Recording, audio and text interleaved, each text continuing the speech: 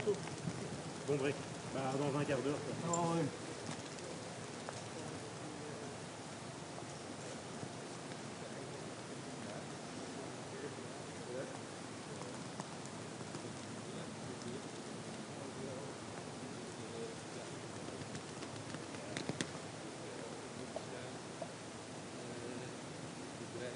So it's pretty much like that here in Eastern.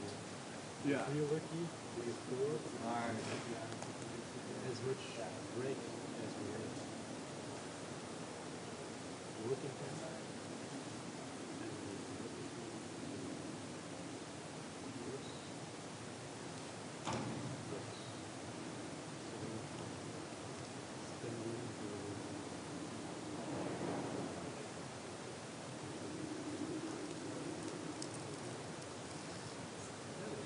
But if you are inside the same thing, you stand all day, and you don't do pretty much nothing. No?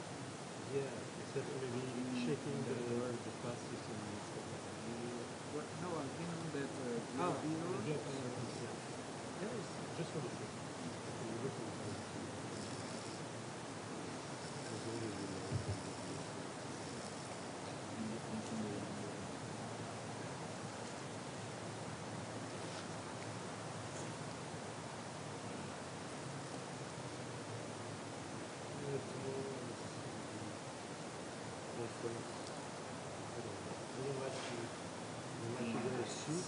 Taking and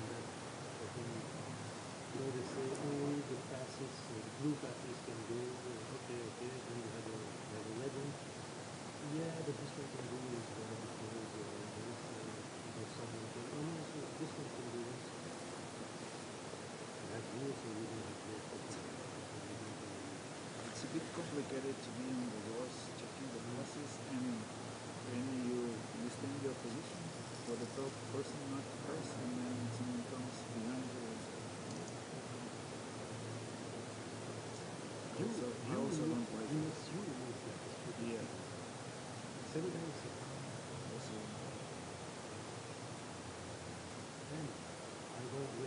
and then you have another question, because you cannot do this. You can't do nothing. You just have to adapt.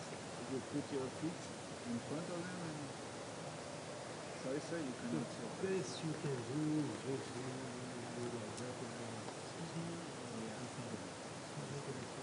Just block them a little bit. Just to that it causes that impact, and you show them that you're here. If you see somebody who's sure of himself, ambassador? Yes. Looks like an ambassador. And people around him look quite sure of himself. Right? there's a guy that's quite impressive. Ashraf is quite impressive with that. He knows every ambassador. By the face. He knows this one is this one is this one. I was here with him. He knows everything. Yeah, but Ashraf used to work for Securitas and a lot of time at the countries. Yusuf as well. Yusuf as well, if not all as well. Because they need to go there every day for work. And so they do that.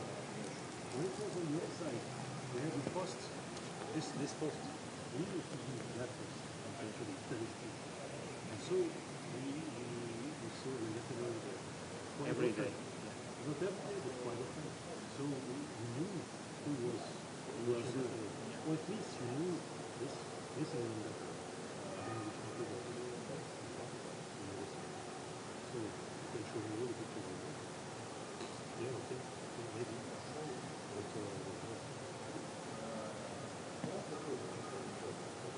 I know one or two.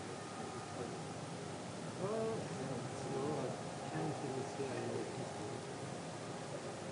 I'm not even sure about the second, so maybe.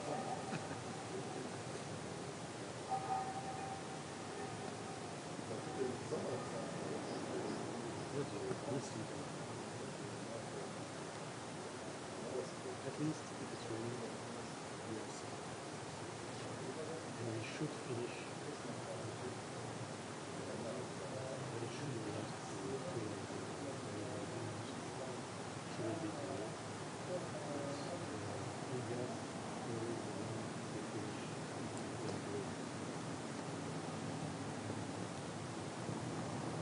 start at 7 a.m.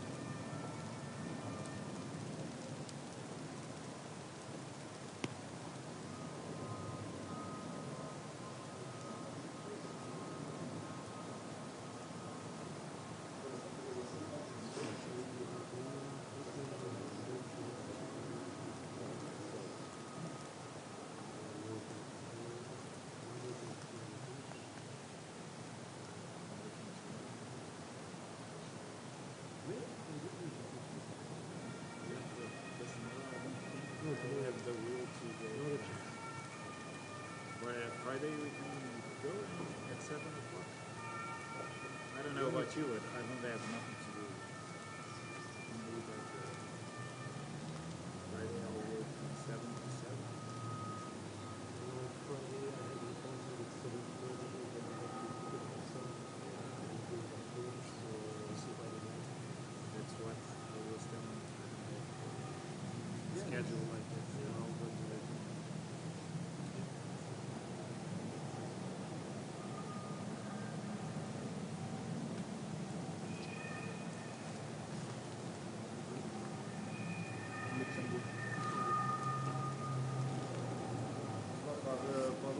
Okay.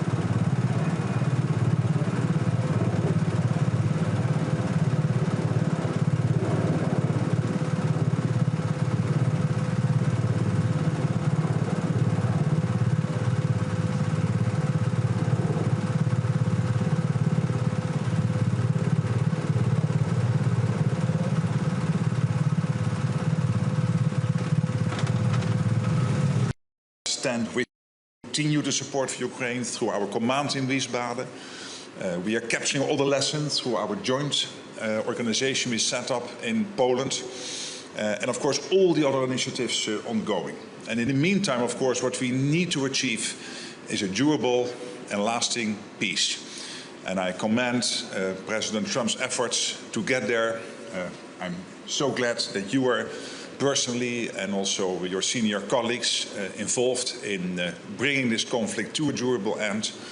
And let's pray that we will get there as soon as possible. But in the meantime, making sure that you have what you need to stay in the fight and to make sure that whenever it ends, that Putin will know that he should never, ever again try to attack Ukraine. So again, thank you so much. Thank you. For being Thank here. you, Mark.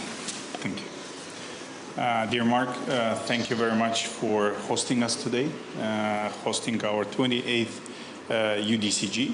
UDCG for Ukraine is an important symbol of unity, symbol of assistance, where we have not only military but economical, political, diplomatical assistance, for which we are grateful to all nations. And thank you for your leadership. Ukraine wants peace. We have supported the initiative of President Trump from February. Ukraine sends its teams all the time for the negotiations, but we see that at the moment ultimatums continue. We're thankful to all the nations for the support, and hopefully today we will have some good announcements, very productive meetings as always, and hope to achieve unity and show our resilience and signal of unity once again. Thank you. Thank you so much. Yeah.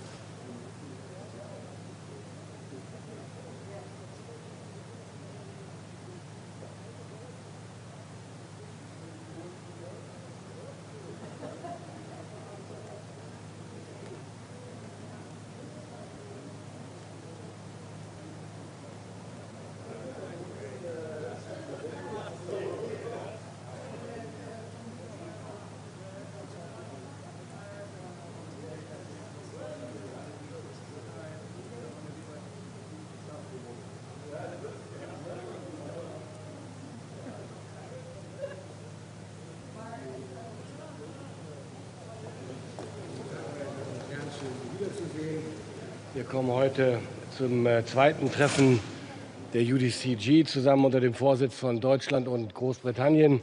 Und John Healey und ich konnten bei der letzten UDCG wichtige Zusagen für die weitere militärische Unterstützung der Ukraine erreichen. Und das wollen wir heute fortsetzen, zusammen mit Rustem Umerov. Mehr dazu dann später in der Pressekonferenz. Zur aktuellen Bedrohungslage. Es ist offensichtlich jeden Tag, Russland greift die Ukraine weiterhin massiv aus der Luft an. Die Zahl der Drohnenangriffe und der Angriffe mit Marschflugkörpern ist immens. Immer wieder, jeden Tag sterben unschuldige Ukrainerinnen und Ukrainer bei diesen Angriffen oder werden verletzt. Russland greift gezielt und mit voller Wucht zivile Infrastruktur an. Das Ziel dahinter ist klar, die Moral der ukrainischen Bevölkerung zu erschüttern und den Widerstandswillen zu brechen. Gleichzeitig gibt es massive Truppenbewegungen auf dem Boden. Russland versucht, muss man sagen, bislang mit begrenztem Erfolg, aber immerhin doch mit Erfolg, in der Region Sumy territoriale Gewinne zu erzielen. An der Stelle muss man aber sehr deutlich sagen, die Ukrainer nehmen uns immer wieder für sich ein und verdienen unsere Bewunderung für das, was sie leisten. Sie verteidigen sich sehr erfolgreich und sehr zäh, unter anderem in Pokrovsk. Seit Monaten heißt es immer wieder, es ist nur noch eine Frage der Zeit, bis Pokrovsk fällt. Es ist bis heute nicht gefallen. Die Streitkräfte der Ukraine halten den unerbittlichen Angriffen weiter stand. Jede Nacht werden Dutzende von Raketen und Hunderte von Drohnen durch die ukrainische Luftverteidigung zerstört und abgefangen, selbst dann, wenn die Zahlen dieser Marschflugkörper und Drohnen dramatisch hochgegangen sind. Am Sonntag, und das wissen Sie alle, ist zudem ein wirklich spektakulärer Schlag mit Drohnen gelungen, weit im russischen Hinterland, unter anderem gegen russische Langstreckenbomber in Sibirien. Das ist eine beachtliche Leistung, die man gar nicht hoch genug einschätzen kann. Tausende Kilometer von der ukrainischen Grenze, von der Front entfernt. Dann der Angriff auf die Brücke von Kertsch. Also eines zeigt das, oder zwei Dinge zeigt das sehr eindrucksvoll. Erstens, die Ukraine gibt nicht auf. Im Gegenteil, sie ist kreativ, sie ist motiviert nach wie vor und sie verteidigt sich, wo immer sie kann, sehr erfolgreich. Und die zweite Botschaft ist aber auch klar.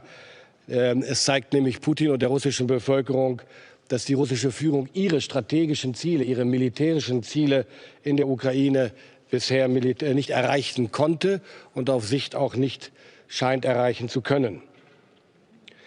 Umso wichtiger ist, dass Deutschland die Ukraine genauso wie die anderen europäischen Partner in ihrem Abwehrkampf weiter unterstützt. Beim Besuch von Rustem Umerov letzte Woche in Berlin haben wir vereinbart, dass Deutschland die Produktion von weitreichenden Waffen in der Ukraine finanzieren wird.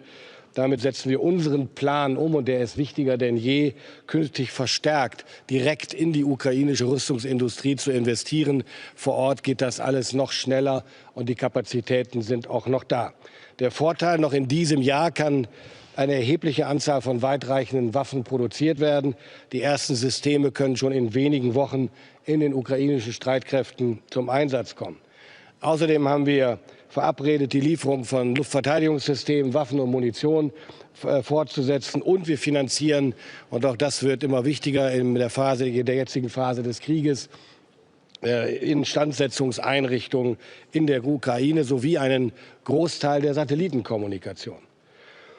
Meine Damen und Herren, Sie wissen, einer unserer Schwerpunkte von Anfang an war die Stärkung und die Aufrechterhaltung der ukrainischen Fähigkeiten zur Luftverteidigung. Daher werden wir die Initiative Immediate Action on Air Defense erneut auflegen. Sie war finanziell ein beachtlicher Erfolg. Im vergangenen Jahr konnten wir rund 1 Milliarde Euro von Partnern einwerben. Daran wollen wir anknüpfen und die Initiative fortführen als Enduring Action on Air Defense mit hoffentlich gleichem oder größerem Erfolg. Außerdem, und das wird dann morgen der Fall sein und heute, darüber hinaus vergrößert sich die Gruppe der Unterstützer, die beim Aufbau der ukrainischen Fähigkeiten zum elektromagnetischen Kampf mithelfen wollen. Belgien, Estland, Italien, Schweden und die Türkei wollen sich unserer Capability Coalition anschließen. Gemeinsam wollen wir in dieser dafür sorgen, dass die ukrainischen Fähigkeiten im elektromagnetischen Kampf weiter gestärkt werden. Dazu zählt, Sie wissen, dass die Sicherstellung der eigenen Kommunikation, die Aufklärung und Störung der gegnerischen Kommunikation und vor allen Dingen natürlich, und das mit zunehmender Bedeutung, die Drohnenabwehr. Soweit von mir. Fest steht, die Ukraine kann sich auf Deutschland auch weiter verlassen. Herr Minister, welches Signal geht von dem heutigen Treffen aus, wenn die USA nicht mal mehr auf Ministerebene vertreten sein werden? Also erstens war der amerikanische Kollege, glaube ich, einmal persönlich da. Die Vereinigten Staaten von Amerika haben sehr früh angekündigt, das Format in der Form mit ihrem Vorsitz nicht fortführen zu wollen. Das haben wir zu akzeptieren. Und Großbritannien und Deutschland sind hier in den Lead gegangen und haben die Führung übernommen. Wir werden heute einen neuen Ansatz vorstellen. Darüber wird dann in der Pressekonferenz zu berichten sein. Wir wollen das ein bisschen anders strukturieren, etwas besser strukturieren. Das ist eine Entscheidung der Amerikaner, die ich nicht zu bewerten habe. Entscheidend ist, dass wir im Gespräch bleiben, und das tun wir. Morgen wird Hegseth dabei sein. Herr Minister, eine Frage zu der spektakulären Aktion, die Sie ja schon erwähnt haben. Dabei sind ja Bomber zerstört worden, die auch ein Teil der russischen nuklearen Abschreckung sind. Jetzt wird mit einer massiven Antwort der Russen gerechnet. Wie bereiten Sie sich darauf vor? Was erwarten Sie? Wird das hier auch besprochen werden? Also Rustem Umerov wird sicherlich dazu nachher Ausführungen machen, womit Sie rechnen und worauf Sie sich vorbereiten. Aber auch das wird er mit der gebotenen Zurückhaltung auch in diesem Kreis tun. Womit zu rechnen ist oder womit gerechnet werden kann und wozu die russischen Streitkräfte tatsächlich in der Lage und wozu Putin willens ist, das können wir nur spekulieren am Ende. Ich glaube, dass die Ukrainer gut vorbereitet sind, auch mit der Unterstützung, die sie von uns weiter kriegen. Herr Minister, Präsident Zelensky bittet seit Monaten vor allem auch um zusätzliche Patriots. Glauben Sie, dass Sie mit Ihrer neuen Initiative ihm jetzt auch irgendwie mehr Patriots besorgen können? Systeme? Also wir strengen uns seit Monaten intensiv dafür an. Deutschland hat 1/4 seiner eigenen Patriot-Systeme abgegeben. Das habe ich auch den Kollegen letzte Woche sehr deutlich gesagt, wir sind nicht in der Lage, weitere Systeme abzugeben. Aber wir werben dafür in den Vereinigten Staaten von Amerika, aber auch bei anderen Alliierten, dass sie Patriots oder ähnliche Systeme zur Verfügung stellen. Und wir haben auch angeboten, jeweils im Einzelfall zu prüfen, ob wir bereit sind, ein System, das zur Verfügung gestellt wird, zu bezahlen. Einfach weil wir sagen, es geht jetzt um Geschwindigkeit und auf Nachlieferung von Bestellungen des Herstellers können wir nicht warten. Das dauert einfach immer noch zu lang. Wie kann denn die Amerikaner haben ihre finanzielle Armee vergrößern, wenn die NATO will 40.000 Soldatinnen und Soldaten mehr haben? Wie wir das machen wollen? Ja. Naja, indem wir erstens die Attraktivität des Dienstes bei der Bundeswehr deutlich erhöhen wollen. Wir haben einen ersten Schritt dazu gemacht durch das Artikelgesetz vom Anfang des Jahres. Das ist ein echter Paradigmenwechsel von der Öffentlichkeit kaum zur Kenntnis genommen, aber es ermöglicht viele Dinge, die vorher nicht möglich waren. Und schon vor diesem Gesetz ist es uns gelungen, im Januar, im Februar im Vergleich zum Vorjahresstichtag die Zahl der Einstellungen im militärischen Bereich um über 20% zu steigern. Das reicht noch nicht, aber es ist ein wichtiger Einstieg und diese Kurve wollen wir weiter nach oben laufen lassen. Und gleichzeitig werden wir über den neuen Wehrdienst zusätzliche junge Männer und Frauen, sobald das Gesetz in Kraft tritt, Ende des Jahres hoffentlich, dann für die Bundeswehr gewinnen können. Danke. Brits that they will adopt the 5% spending target? We will discuss that later when I meet John Healey. Die Amerikaner scheinen ja nicht mehr bereit, ihre finanzielle Unterstützung für die Ukraine fortzusetzen. Wer kann denn in der Allianz und wie diese Lücke schließen, wenn die sich auftut? Also Ihre Hypothese besagt ja, dass es so scheint, als ob. Und ich sage, bislang gibt es keine Anzeichen, dass das endgültig ist. Es kann passieren, ja. Aber die Europäer sind bereit und Deutschland ist bereit, hier in die Verantwortung zu gehen. Was wir kompensieren können, wird sich zeigen. Wir zeigen aber sehr klar, dass wir entschlossen sind, die Ukraine hier nicht alleine zu lassen und zu tun, was nötig und möglich ist, um die Ukraine in ihrem Abwehrkampf zu unterstützen. Und wir setzen weiter darauf. Der Bundeskanzler wird ja heute nach Washington reisen, dass in seinen Gesprächen dort Bewegung erreicht werden kann. Okay, vielen Dank.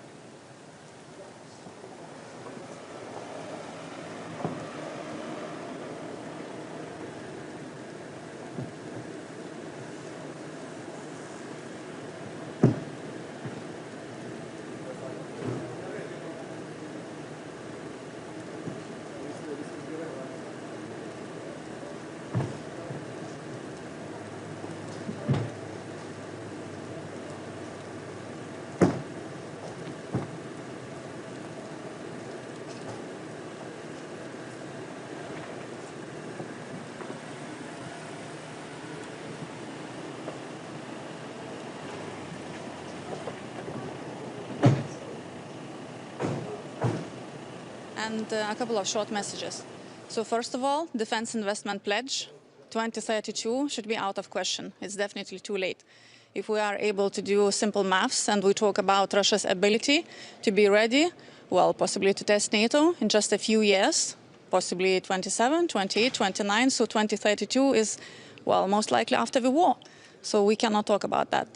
Now, talking about Ukraine, you recognize true friends not during a party, but when you do have difficult times. So therefore, our continuation of support for Ukraine and increasing it is of utmost importance. If we fail with support to Ukraine, when Russia and China's coordinated action globally will actually show such level of chaos and discord that we won't be able to restore our world order ever. Thank you. What does it mean that the US today is not represented at ministerial level? What kind of signal does it give for the support for Ukraine?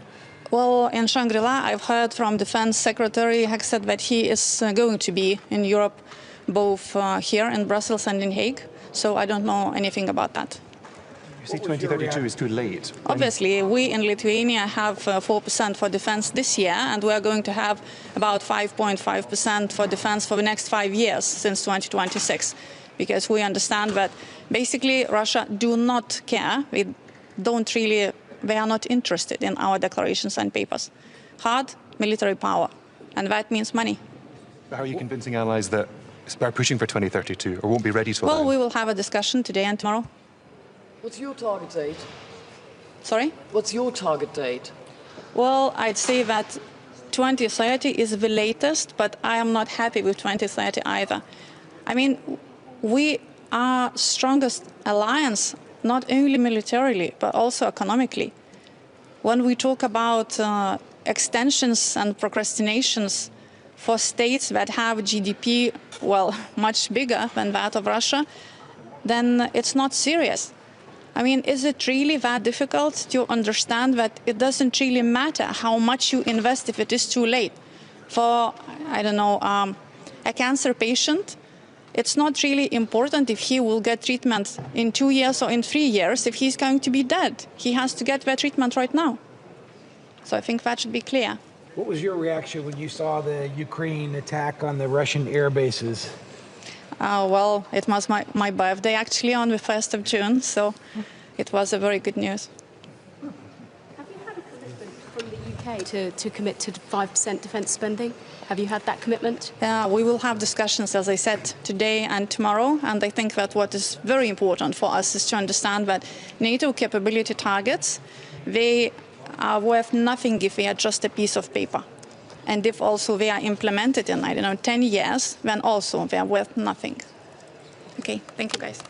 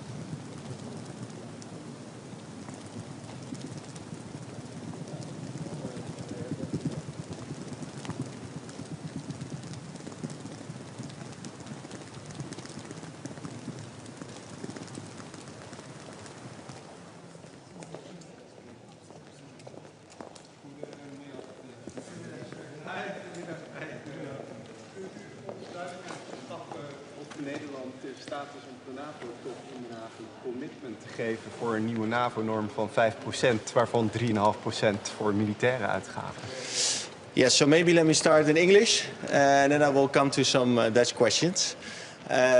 We in the Netherlands have a new political situation since yesterday, but regarding international security, regarding defense, our support to Ukraine, the position of the Dutch government will remain the same. Our efforts will remain the same. So basically we will continue business as usual, you could say, because of course the international threats are still the same. And in order to protect ourselves and to strengthen both our military and our alliance, we need to continue the important work we do. So the efforts and the position of the Netherlands will remain similar. For today's UDCG, I announce a new support package of 400 million in maritime security. This will include more than 100 vessels, patrol boats, transport boats, interceptors, special operations craft. So a broad array of more than 100 vessels. Secondly, the package also includes sea drones, over 50 sea drones. And third, it will also include weapon systems, sensors, reserve parts, training. So a full package to strengthen the maritime security of Ukraine. This is very important because we do see that the Russian threats in both the Black Sea, but also around Kherson and in the Dnieper River are increasing. So this is very important for Ukraine to protect itself against that. And also, of course, we want to support Ukraine in freedom of navigation and maintaining the trade routes and the sea routes. So an important support package that we announced today. What kind of signal is coming from this UDCG when the United States are not even represented at ministerial level anymore? We do know, of course, that the position regarding military aid of the current administration has changed. But we do need to see also in the upcoming weeks and months what that means. We also see that Russia and Putin are not willing to truly negotiate. And I think the United States is also starting to realize that. So we should do two things. One is to increase pressure on Russia, and on the other hand, keep supporting Ukraine. And the fact that they are still participating with their ambassador, I think that's very important because we also see that other countries are doing that as well. So I don't see that as a sign of detachment, so to say. But of course we need to keep working together with the United States to maintain our support. Minister, de nieuwe NAVO-norm. Kunt u ons duidelijkheid geven? Waar staat Nederland? Wij hebben steeds gezegd dat wij het van belang vinden dat er een nieuwe norm wordt afgesproken, omdat de investeringen in defensie omhoog moeten. We hebben ook gezegd dat we het van belang vinden dat 32 landen die op één lijn komen wat dat betreft. Dus wij zullen morgen ook als standpunt duidelijk maken als we het daar binnen de NAVO over hebben. Maar als er straks een concreet voorstel voor ligt waar van Nederland ook gevraagd wordt om daar ja of nee tegen te zeggen, dan bepalen wij het standpunt in het kabinet. En dan zullen we daar ook over communiceren. Ja, wat belangrijk natuurlijk is, vanwege de demissionaire status, is dat u daar ook voldoende steun voor krijgt om dat commitment af te geven in de Tweede Kamer. Heeft u er vertrouwen in dat er voldoende politieke steun is voor voor hogere defensieuitgaven in de komende jaren? Ik heb daar alle vertrouwen in, want in de afgelopen debatten heeft steeds een ruime meerderheid in de Kamer gezegd dat die defensieuitgaven omhoog moeten. En dat dat ook betekent dat de NAVO met 32 landen daar een nieuwe norm in moet zetten.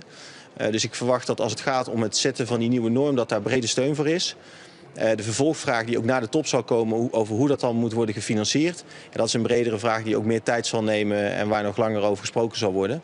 Maar het op zichzelf instemmen met een hogere norm, daar verwacht ik brede politieke steun voor. How will you reassure allies that your country can still host the summit successfully later this month, given the government turmoil? Yeah, so it will not have any impact on the NATO summit. In the Netherlands, we are quite used of having a caretaker government for a longer time.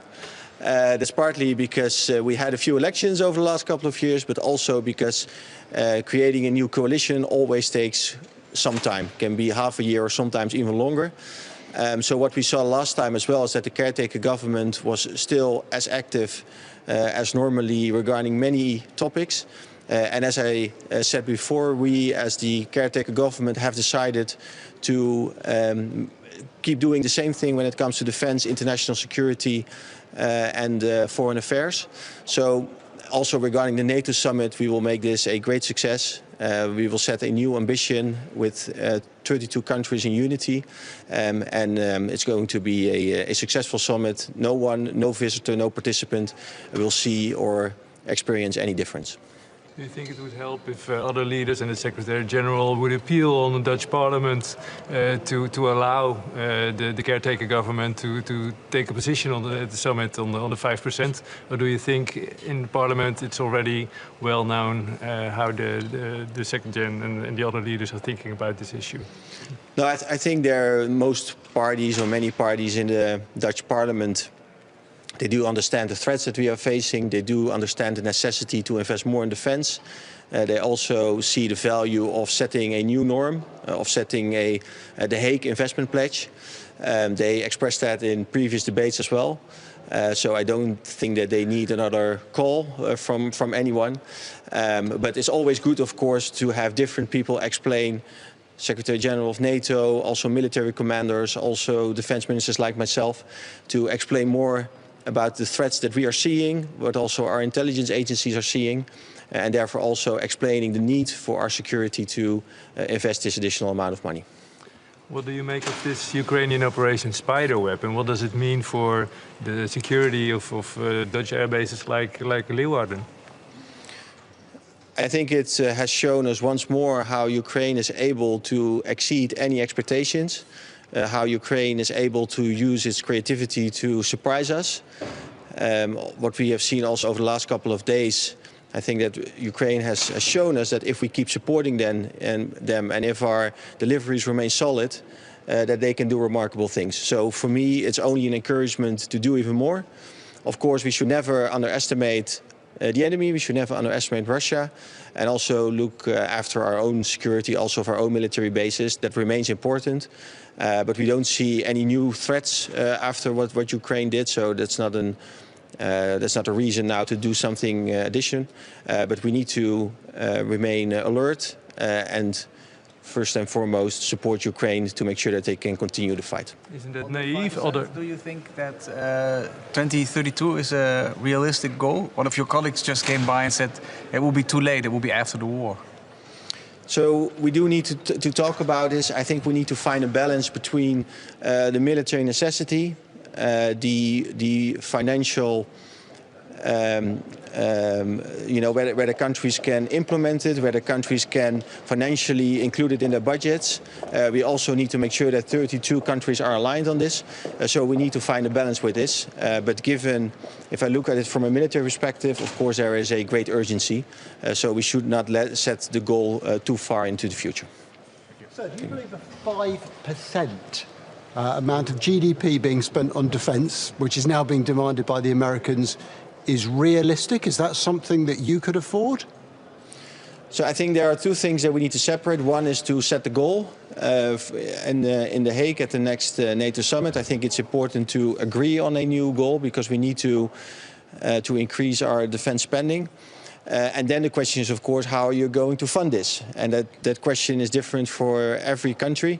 We in the Netherlands, we're also going to discuss that to see how we can do it. And it's not easy because we are slightly above the 2%. So if you want to get towards 3.5% or even further, then that requires some serious measures and some serious changes in your budget. And we also in the Netherlands, we will need to take some time in order to get there.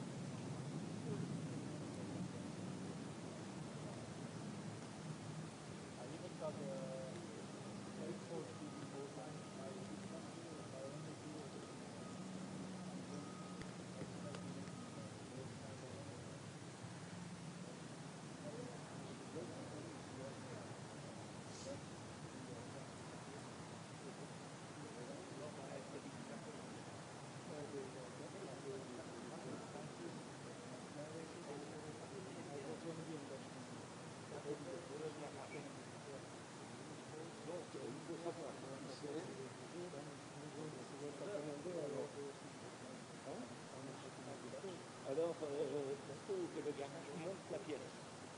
Moi, j'ai refusé parce que j'ai dit que j'ai donné 150 euros pour une pièce qui coûte 24 euros. Alors que c'est tout simple à faire. Parce que moi, c'est tout.